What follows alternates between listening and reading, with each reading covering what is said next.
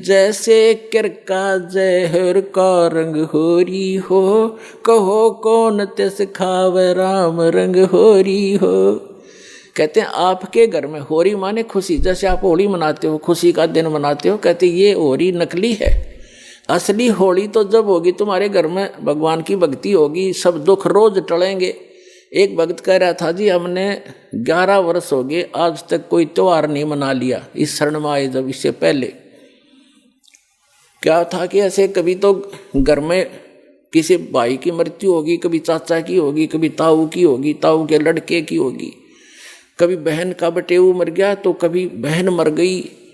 तो ऐसे 11 वर्ष हो गया हमने कोई त्यौहार नहीं मनाया, रोया करते बैठ के त्योहारों को। तो ये खाक त्योहार है। तो परमात्मा कहते हैं हमारी शरण में आओ, थारा रोज होली रहेगी। और जैसे बुराई तुम करते हो, जो बुराइयां करके धन संग्रह करते हो या किसी को सताते हो, ये तो ऐसा कर रहे हो जैसे जहर खा रहे हो।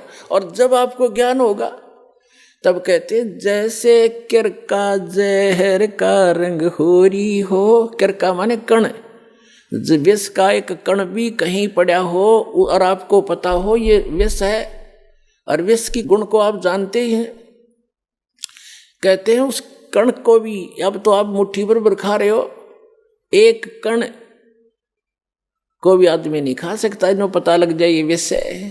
तो अभी पता ही नहीं आपको ये विष है। तो ये जानकारी कराने के लिए सत्संग किया जाता है कि जो गलतियां आप कर रहे हो धनी बनने के लिए या यहाँ लोग दिखावा करके लोक लाज में फंस गए, ये ना करो। और आपने यहाँ भी सुख मिलेगा। इस कबीर भगवान की शरण में आ जाओ, ये आपका पिता है, ये समर्थ है, आपके घर में सारे सुख देगा। तो इसलिए कहा है जैसे किरका जहर का रंग होरी हो, कहो कौन तिस खावे राम रंग होरी हो।